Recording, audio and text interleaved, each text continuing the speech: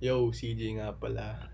And this is my first video. So, bear with me. Naka 20 attempts na akong i-press tong record button kasi hindi ko talaga alam yung sasabihin ko. And syempre hindi din naman ako sanay na mag-deliver ng message through a camera. So, gusto ko lang rin magpakilala kasi syempre gusto ko rin maisama ko kayo sa journey ko.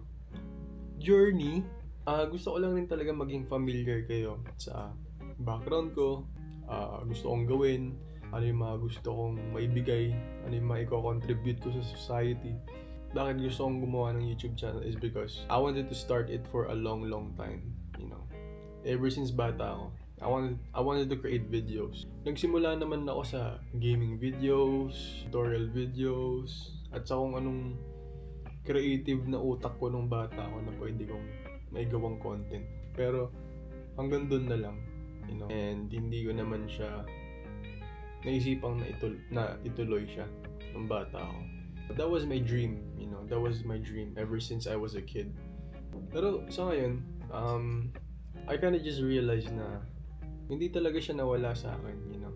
It has always been my passion to be creative. It has always been my passion to make content and to be able to put something out there on the internet, you know, influencing people or like making an impact on people's lives. I kind of just, you know, just thought na what if I still try? What if magsimula pa rin ako na gumawa ng videos, makapagbigay ng impact sa buhay ng mga ibang tao.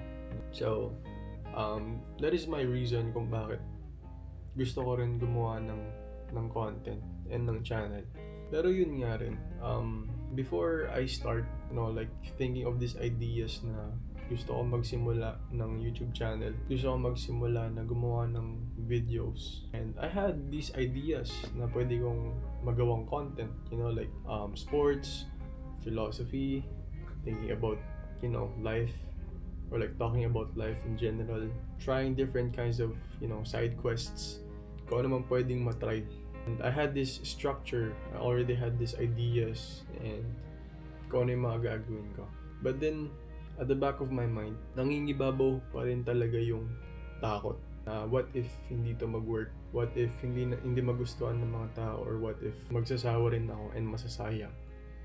And then I thought to myself, you know, na paano kung hindi ko rin siya trinay?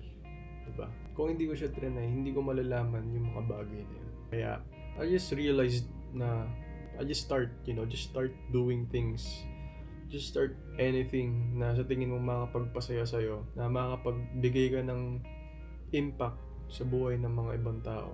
And, you know, just enjoying it at the same time. Kaya, ayun, nag-start to, you know.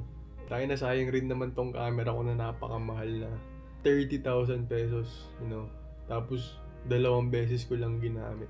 Kaya all this time, since nung binili ko tong camera to, nape-pressure talaga ako na gumawa ng video. And I think that was a good thing then, you know, just to be able to feel that pressure na I made the decision to invest on something, to invest on myself. And paninindigan ko yung decision na yun.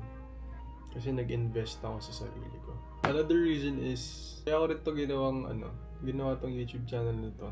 And gusto ko rin gumawa ng videos is because for myself, growth na rin. I do think na the more I do this thing, the more na madedevelop ko yung character ko and the more na makikilala ko yung sarili ko.